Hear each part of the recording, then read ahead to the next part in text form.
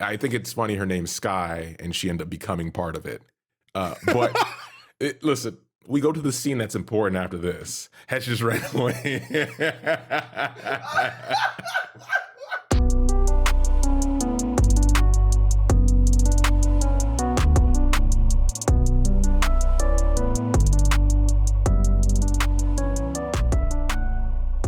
Welcome to Casuals of Runeterra, Arcane Recap Episode 8. We're back. I'm your host, Ryan, with the other host, Hetch. You knew we would be back. I mean, we said we would, and we watched the episode and we came back. Like, there's no time for games here. Yeah. What, did you think this was a game? No, League of Legends is the game. This is a podcast. Yeah. I won't say that I'm conducting the hype train because I promised I wouldn't scream into my microphone. And one thing a podcast has is housekeeping. So up top, you can listen to us everywhere. As always, that hasn't changed. Visit us at podcastcore.com for all of our info. Then follow us on any platform you prefer. It's your choice. We have all of them there. And then you can send us an email at podcastcore@gmail.com if you want to say something, want us to read it out on the show or answer a question.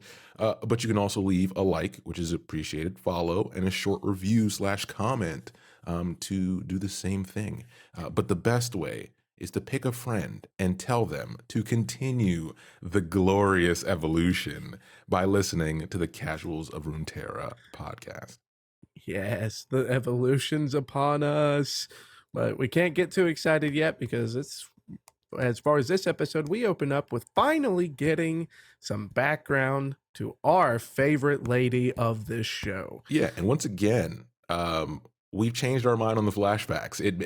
The more episodes we got, the more we understood the reason they were doing it and how they were kind of pacing their episodes. Yeah. So it makes sense here. They've been consistent. If you're gonna, if I can't be too butthurt if it's consistent. Yeah, and the good thing about this flashback is it does a great job of obscuring. So we get to see Mel in some sort of warrior type situation. We have like a throne that's broken. You see blood, possible coup, possible violence, obviously, but they keep it a little bit vague here. We get the color red, which is a giveaway.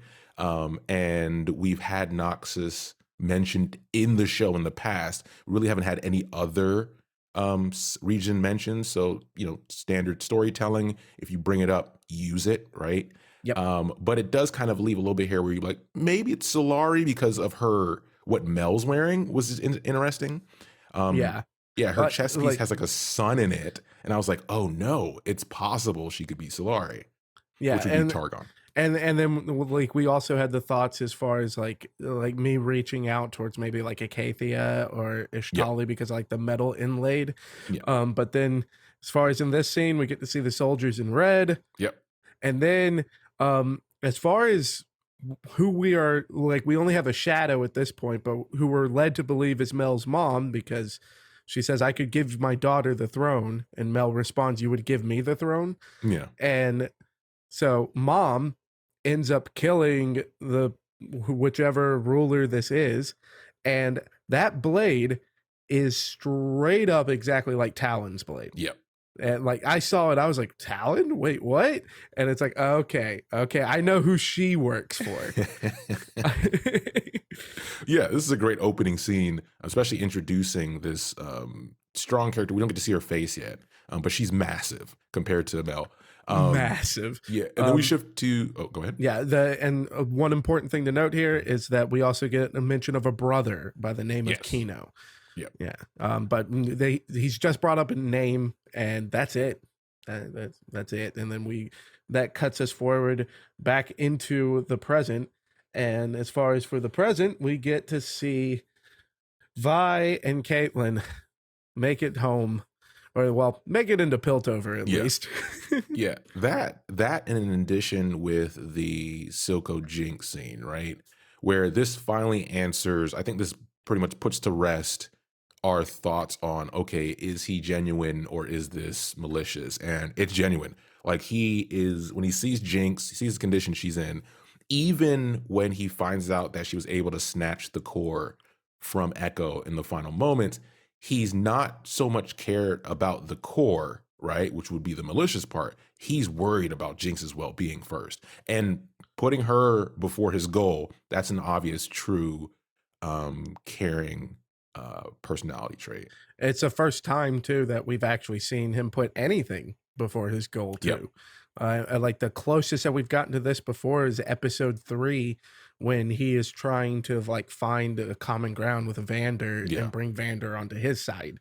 And that's it. Like, so this is genuine. And I'm glad that we were really talking about it a lot last episode, and they just like, nope, we got There the you go. answer. Like the fact that we can have that conversation immediately get an answer, that's just good storytelling and pacing. Yeah, yeah, and it just to go a little bit deeper, this kind of solidifies what we thought about Jinx being an extension of Silco's relationship with Vander, because even though Silco had to do what he had to do, classic mobster type style, he cared about Vander. I know that it's weird, but it's like she is an extension of him in some respect, which probably lends more to how invested he is in her well-being. Uh, but yeah, we get to see Jace too see what happened. And this is the first time and Vi mentions this as well, or I forgot if it's not Vi. Somebody mentions this to Jace that he essentially gets to sit in his ivory tower and make calls. I think it's Vi. Um, and not get to see the carnage that he's causing. He's like, yeah, that's how it works, right? But we get to see him finally see the results of his actions in person, and he vomits. Oh yeah, yeah. I mean, I have it written down here that he's holding up about as well as you'd expect, uh, and and this is also like a good like call out as far as 2 Mel's flashback too, because it was her mom saying that, hey, my dad wanted to teach me what death is like, Yeah. and then that was Mel's lesson into death. And this is Jace's lesson into death. Like, and so it's kind of like this little progression of like, okay, this is how we're gonna be telling the story. But now it's like, okay, hey, even though he's seen the battlefield, it's like, well, nothing's changed in reality. Yeah. Blockades are still up. We just got to put a new blockade here because this one got blown to hell. And it's time for you to go back and decide what our next move is. Yeah. And then we move to Vi and Caitlyn, obviously moving into Piltover, and she brings her home, right? And it's funny, she's like, wait, is this a counselor's house? Like, whose room is this? It's like, oh no, it's just her bedroom, right? Of this massive house. Vi's face is so priceless in this scene of just like of Caitlyn's mom like kicking in the door, holding them at gunpoint, Yeah. and then like the realization of like, this is your room. I had a really good laugh at this scene, and it was needed because this whole episode just started off heavy as hell. But then like we do get to see like a little bit more of Caitlyn's parents, Yes. and that Caitlyn's mom, like she's clearly got onto the council seat for good reason. She's already, like she's not just chastising Caitlyn. She is like, okay, here's all the information I know. Give me the information you have. Now with these bits of information, I believe this should be our next course of action. And poor dad is pulling shrapnel out of Caitlyn's leg, looking at mom going, maybe rest is an option. Yeah. Yeah. And but one side note I wanted to mention last episode, in this episode, I've been kind of paying attention like Caitlyn's features and seeing her father this close up. I have the speculation that her father looks Ionian. And when I say that is because if you listen to our Ionian episodes, or even some of our Demacia episodes, like we talk like Garen episode, we talk about like Xin Zhao, right? And we talk about how Ionians tend to go on adventures into other regions and tend to live with those regions, bring a lot of teachings of like Eastern medicine and Eastern thoughts and Eastern religion in the grand scheme of things, right? So it's cool that her features are very distinct and very related to her father compared to other people in Piltover. I just wanted to bring that up. It's just a speculation on my part. And I mean, we do know that like there's a lot of different characters that interact between like Ionia and Piltover with like Shin, Zed, and Jin's lore because their story takes them to Piltover. Yeah. And then that's where they end up running into a bunch of different characters. Yep. But that's going to be episodes for another time. Yeah, we'll get there. Yeah. So this scene just ends with Mama Kiramon saying, "Okay, you and Vi will present your case to the council. So rest up and be ready to see the council in the morning." Yep. Then we get to see Doctor. It's Doctor to you, Singed, and Silco interacting here, and essentially he rushes in. He's like, "Listen, I need your help. She needs to be saved. I can't lose her," kind of thing. And Singed is like, "All right, whatever, but listen, you know what you're signing up for." And in doing so, he grabs a syringe, which we think he's going to inject Jinx with, but injects Silco with. And it's like a sedative of some sort. And while he's falling asleep, he mentions, "I have a daughter or had a daughter once," kind of thing. And I think it's because he knows what he's about to do to Jinx would set Silco off. So he's kind of putting him in a relaxed state. And before he even mentions that he had a daughter before, he even says, "I'm doing this for your sanity." Mm-hmm. So it was definitely presented in a very malicious way. Yeah. But I like once we get deeper into the episode, we'll kind of see Sin's motives a little bit more clearly. But overall, the scene is really quick. Yeah. And then that takes us back to the lanes, and specifically into the last drop, and we get to see the Finn, who was on the Zaunite Council, or at least like one of the crime mobsters. Yeah. So Finn ends up approaching Savika, and is trying to undermine Savika's relationship with Silco. Which obviously he called that meeting before because he was dissatisfied with Silco's way of handling Zaun, and this blockade is bad for business.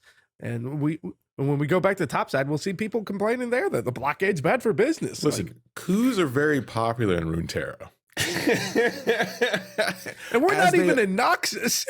As they are in the real world, but we won't go there. So, speaking of Noxus, this takes us back to topside. We get to see in full color, bright light, Mel's mom coming off of his ship. To Mel's surprise, she's not supposed to be there, but we get a lot here from her mom, which is, it's funny how this exposition is done because her mom is a very straightforward, brass person, so it fits. Right? It's like, hey, she's going to tell you what's up, why she's here early, and there's really nothing you're going to do about it. But we get to see her mom is a brute. Like, she is Noxian to the core. We get to hear about like what's happened to her brother. She mentions that her brother's passed away getting involved with the wrong people. If you listen to our Noxus episodes, you'll know all about that. So there's a lot of foreshadowing, most likely.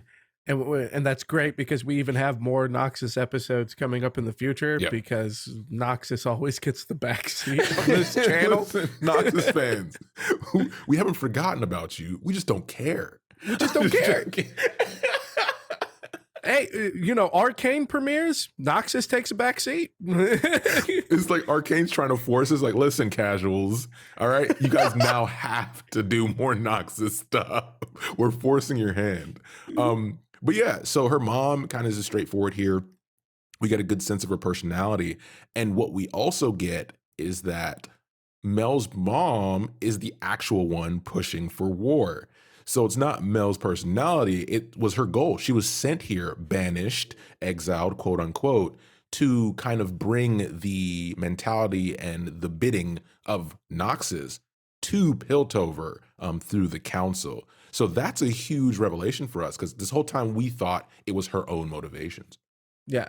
And it's very interesting too because she's constantly had been saying that she wants to put Piltover on the map.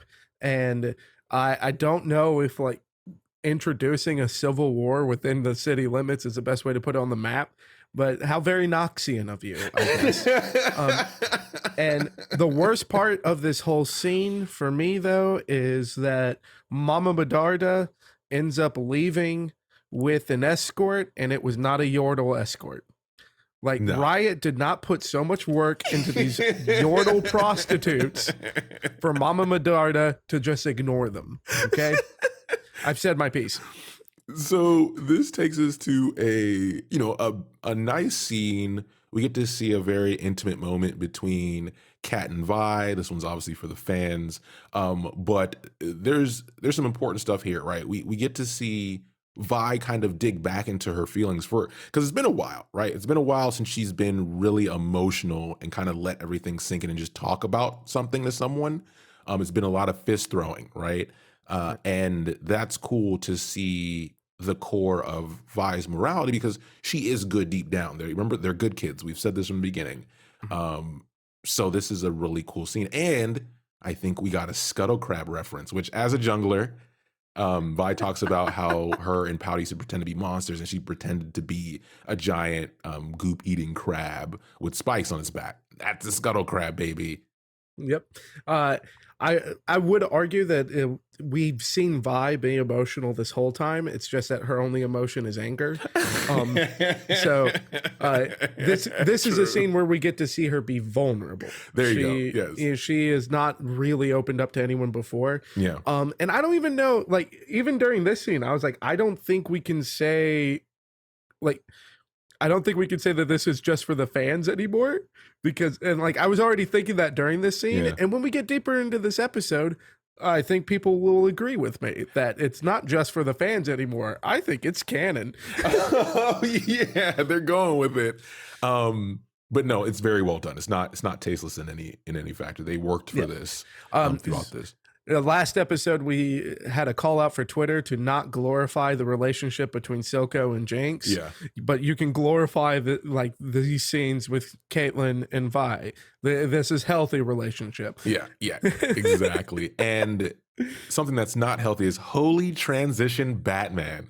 Dude, there's a scene where after Vi kind of speaks her mind, she, grabs Caitlyn's hand and she takes a look at Caitlyn, and immediately it's like a bittersweet moment because she smiles, and then the smile twists into Jinx on the surgery table getting juiced by Shimmer. And it is it literally made me jump. It wasn't a scare thing. It was just like, oh my God, that's an emotional switch that I don't like.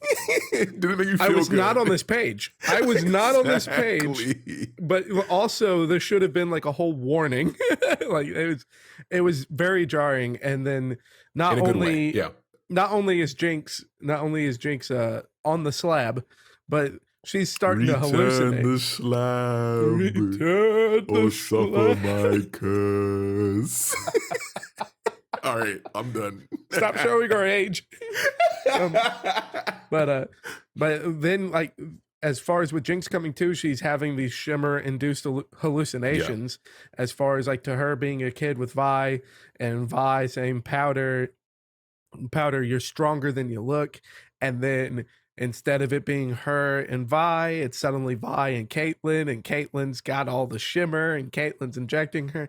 And I like this. If I was having that kind of hallucination and I was having to endure the pain of life-saving narcotics, I'd probably go a little crazy too. So this is definitely answering some questions.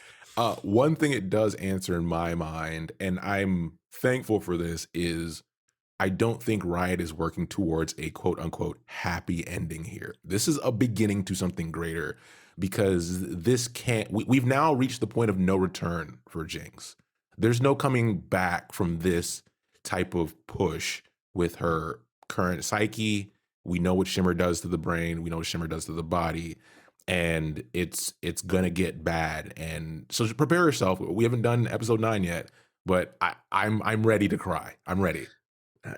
Because every other ending has been so happy in these 3 series. So yeah, I'm ready. I love this comedy, Arcane by Riot. This comedy. So we get to a shift then to Heimer in the slums. What seems like the first time. So Heimer has been around since Piltover, but the way he's walking through the slums and looking at people is in a way that's almost like he forgot, right? Being on the council so long, being kind of up in the ivory tower, Heimer's kind of lost touch. And you can see it in, like, there's no voice really, there's not a lot of voice lines. It's just, you can see it in the way it's presented, that he is literally shocked, like, oh shit, how did we let it get this bad?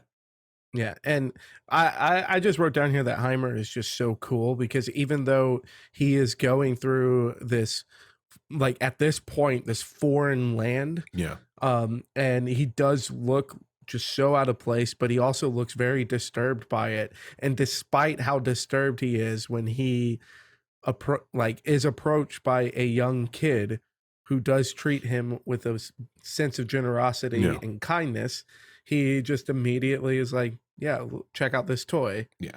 And it's just like, yeah, Heimerdinger's, he's a cool dude. Yeah. He's just like, yeah, despite, no matter how uncomfortable I am, I'm not going to forget who I am. And that's an important lesson in just a very small scene with like no dialogue. Exactly.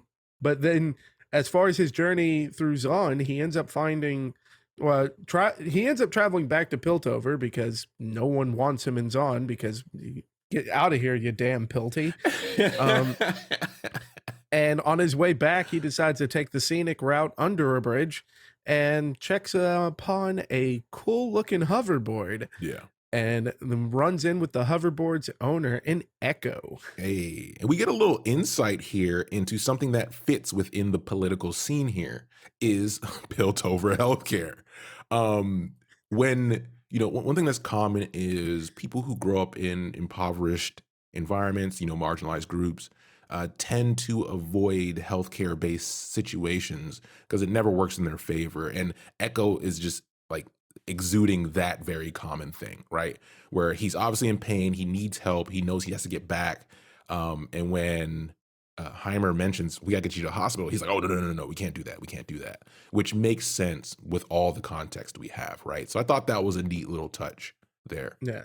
And I also love just their interactions because of how quickly Heimerdinger acknowledges Echo's intelligence. Yes. Just with a quick, like 3 lines of dialogue discussing the hoverboard.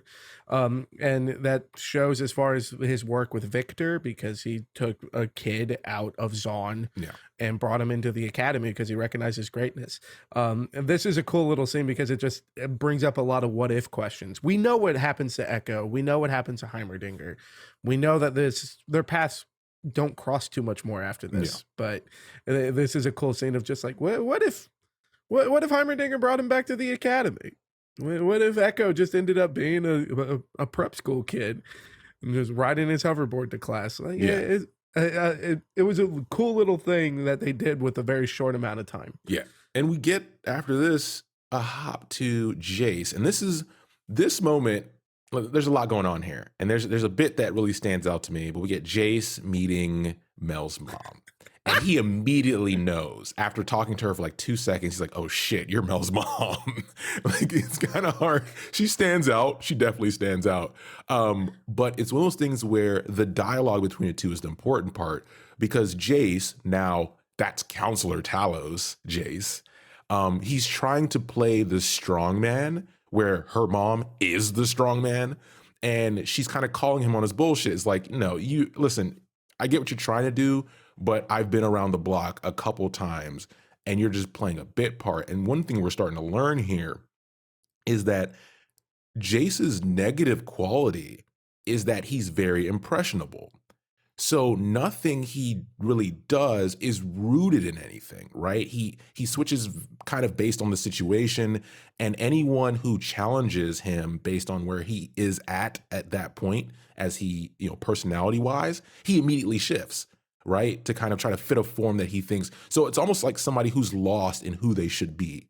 And I thought that came out very well in this scene and the following scene we'll talk about. It came out great, and it makes sense that they would highlight how impressionable he is, because at the beginning of this episode with Mel's flashback, she was taught that a good leader is someone who you can mold into what you want. Yep. Like, a good leader is someone that you control from behind the scenes. Yep. And That's what she built Jace up to be. Now, before we leave this scene, I do want to correct you real quick. You said Jace Talos. It's Jace Talos. Oh, Talos. Sorry, Talos. And you said Talos because I know you. Yeah, hail the sun. And you love bringing... hail the sun, God. You always keep bringing up Elder Scroll deities. We like our listeners. Don't screw with our listeners like you do with random people you don't know. Listen, I'm always slipping propaganda in there. We're talking about Piltover, baby. You gotta do it. So this takes us to the council meeting, and it extends what Hetch said, because Mel really doesn't have any lines here. It's just her facial reaction gets a lot of camera time because she's seeing Jace now doing his next shift in personality, reflecting what her mom. She's like, oh shit, he talked to my mom. Yeah. And then, well, go ahead. Not only is it, oh shit, he talked to my mom, but we also see that Mel like ends up going against her original build because of this. It's almost like a knee-jerk reaction to crap. My mom has control of this situation now. I don't want that. No war. We're not doing war. My mom will not have her way. It's one of those things where when you have a negative trait or when you have something that you can't see, until you see it in someone else, you get that realization of, oh shit, that's what I've been doing. Oh, this is bad. We gotta no. And that goes all the way back to what her mom said about being a great manipulator. Is her mom's been around the block. Like, this is what Noxians do daily. So of course she would be caught in the effects of exactly what her mother planned. Yeah, and the council is trying to reach a decision when they are interrupted by Caitlyn and Vi. And this interruption is important because where they're trying to find common ground as far as making a decision is they're talking about how they were betrayed by the sheriff. And everyone knows about Marcus's betrayal now because he winds up dead on a bridge. Yeah. In his own blockade. What the heck did you do, guy? And as far as with the interruption, Caitlyn presents her evidence that Silco has been behind everything. We've done investigations into Silco. Yeah, but Marcus led the investigations. Ya dummies. And so with this information and all of the evidence that Caitlyn brings forward, the council still almost unanimously decides to try to talk with the Zonites. And it's like, we don't want to go to war. We don't want any more violence. We should just parlay with Silco to reach a discord. And then we get a nice scene of Vi just finally, stepping up, being like, no, like trying to give the perception of the people that they're trying to approach, which is, we hate you. Yeah. We hate you and we will not talk. And if you think that we're going to talk, people are going to die. And then they are just like, okay, get out of here. Get out of here, you plebeian. Which I'm sure that's not going to bite anyone in the ass. As far as, our chance to actually listen to the other side, let's just ignore that so that we can talk over them and tell them what we want. Exactly.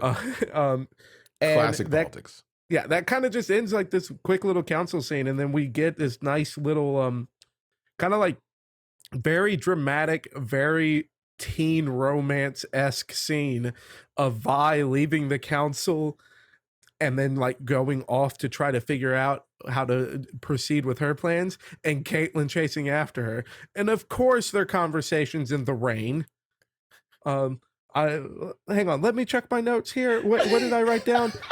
I wrote down, oh, this is what I wrote down. Damn it, Riot.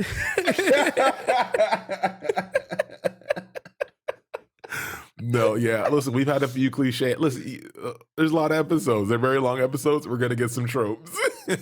Yeah. But the line that stands out here is Caitlyn saying, what about us? Which pretty much solidifies it, right, in stone. Yeah. Which in my notes, because I don't tell my friends what about us. Like, that's not how I talk to my friends. I don't think you've ever said that to me. And I know I've never said that to you. I'm gonna say that from now on, though. You know that, right? And then not only do I have what about us in my notes too, but After that, I have What About Us? Caitlyn, Jeebus Crustrito. But now we get to what is probably the most important thing in this episode to me. Is Victor which going back to base to buy an item? Is Victor backing to upgrade his get his upgrade? Tier 2 boots, baby. Gotta get them boots, baby. But we know that he didn't actually buy boots. He took the runes as far as having magical footwear. Oh my gosh, yeah. Oh, you're welcome. And we get to see the beginning of Victor's experiments paying off. So all of these runes that he carved into his own leg have transformed his leg into something that works, and he ditches the cane and is able to start running, which as far as if anyone out there has suffered like a debilitating injury, like the first thing that you want to do when you start on a path of recovery is just something that is normal, and it just feels incredible. And they do a good job of the scene of Victor just like, yes, I'm doing it. And as you know, that he's gonna stop there, right? Oh yeah. As somebody who's had 2 knee surgeries, I'm down for the glorious evolution. It makes sense. All right, so we get a follow-up scene here, which is very emotional because that running scene, because remember, this is the first time he's ran in his life, immediately in his head is like, okay, it's worth it, right? This is the first time he's done it to a point of it being effective. He has a process, and now he's committed.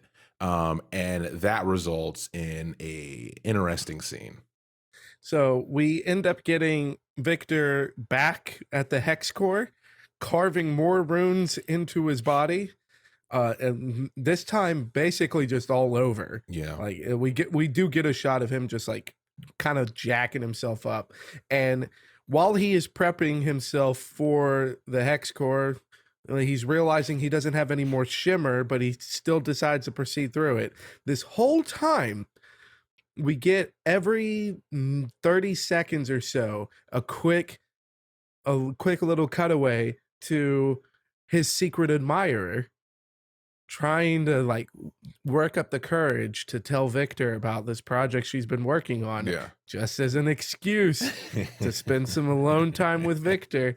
So here in comes his secret admirer, Sky. Yeah. And she's like, okay, Victor, I've got this thing I've been working on. And then there's a bloodied up Victor getting absorbed by the hex core. And she decides to try to save him. And here's a fun fact. The hex core has been interacting and destroying all organic matter. Her body is made of organic matter. Whoops. Whoops. Miscalculation. Yeah, so she gets disintegrated essentially. I think it's funny her name's Sky and she ended up becoming part of it. But listen, we go to the scene that's important after this. Hetch just ran away. He had to get as far away from the mic as possible. You did not just say become part of the Sky. So we get into an important scene here, which as far as dialogue boils down to Vi going into Jace's forge and looking at him and being like, listen, stop being a bitch. You've been your ivory tower this whole time causing nothing but trouble. It's time to get your hands dirty. I don't care about all this politics. Let's go. She picks up the gauntlets. We get those introductions. We see Jace forging his hammer finally. And we even have a shot of his forging hammer, the small one. And it looks just like a smaller rendition of his bigger hammer we'll see. Yeah. And a direct quote from Vi from the scene, fuck the council. So we end up just getting a nice little change into some direct action. So Jace and Vi decide to go against the council's wishes. Jace builds up a task force, and they're going to take on the shimmer at its source. They're going to a manufacturing plant.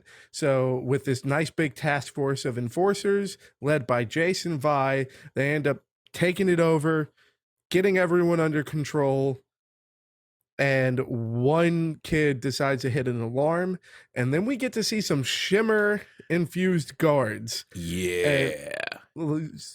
I don't want to break too much of this fight down. Yep. Watch it. If you Sakuga. even if you've watched it and you want me to impart some more onto it, I can. Like this has been my favorite fight scene so far. But classic nerf Vi, nerf Jace, you know the rules. Yeah. Yeah, you know the rules. God, no.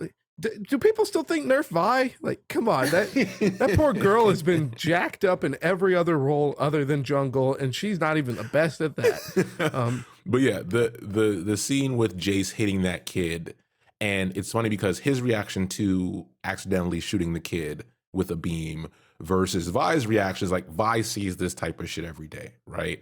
Where Jace, it's really hitting him. Like the bridge hit him one way, but this is another kind of icing on the cake that allows him to look around him finally and say, oh shit, this isn't good, right? It's almost in that moment, his look as he looks at the people of Zon is similar to Heimer going back into the slums, right? It's the realization of we got this wrong, which is good. This is good when fascism is happening. When they start to realize, oh no, this is bad. Yeah, and I mean, poor Jace. Yeah. How much growth this guy's had to go through in like a week of being on the council. It's like, man, I know I just started this job, but can I have a couple days off? And we've all worked a job like it. Yeah, before we move to the final scene, I want to mention that, I want to reiterate again that Riot's not holding back with how they represent themes here, and I respect that. It's done tastefully. It is very, like there should be probably some trigger warnings associated when people watch this stuff if you haven't watched it yet, because like seeing kids dying so often, like on camera, is something you don't see often, right? And see in a respectable way that's not used cheaply. And they use it to convey certain, like, they're like, this is serious. We want you to understand this is a very real thing to these people and what it will do to these characters. So I just want to say, like, I respect the way they've been handling it up to this point. Yeah. I'm excited, though, as far as, like, I doubt it'll happen in episode 9, but I'm hoping that Arcane has a future as far as coming out with some more shows. Yes. And one of the reasons I think they may have a future. And one of the reasons I'm excited to see if they do more with it is because the guards that they're fighting in this scene, they all move like Warwick. Yep. And we've been mentioning how Warwick could show up in all this. We keep bringing up that it's like, okay, Shimmer is how they made Warwick. I just want to see Warwick. We just want to see. Show it to us. Show it to us. Because then, like, watching them fight, I was like, could you imagine if Warwick just came out from nowhere all of a sudden in this? I would have pooped my pants immediately. What we do see, though, to wrap this episode up, is that we get Caitlyn in the shower, not in a creepy way, but in a classic slasher film thriller way. What up? Almost creepy, though. Almost creepy? Okay. Almost creepy. The camera angles made it a little sus. But we get the scene of her in the shower kind of going back over the memory of Vi walking away, trying to rewind it in her mind as if it never happened. And then she goes to the mirror, she looks up, the fog clears, and there's a Jinx symbol.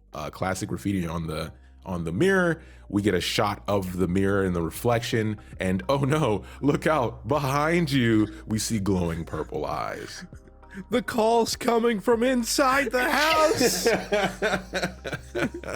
And that's where we're left. And man, listen, we always talk about how the second episode in the act is usually a weird one or kind of falls short comparatively. But this is like, all right, we know we're getting to the end because they're not holding anything back anymore. This was so much better than the second episodes in Act 1 and 2. Yes. Like, hands down. There's a lot going on, and I loved every second of it. And yeah, I'm gonna stop talking so that we can go watch it. Yeah, let's end this thing. So as always, thanks for listening, and we'll be back soon with the final Arcane recap episode, but not the final Arcane content. Come on, there's gonna be a lot to talk about after this, but we're gonna go watch this, and then we're gonna come back and let you guys know what up. What up? All right, take care, everybody.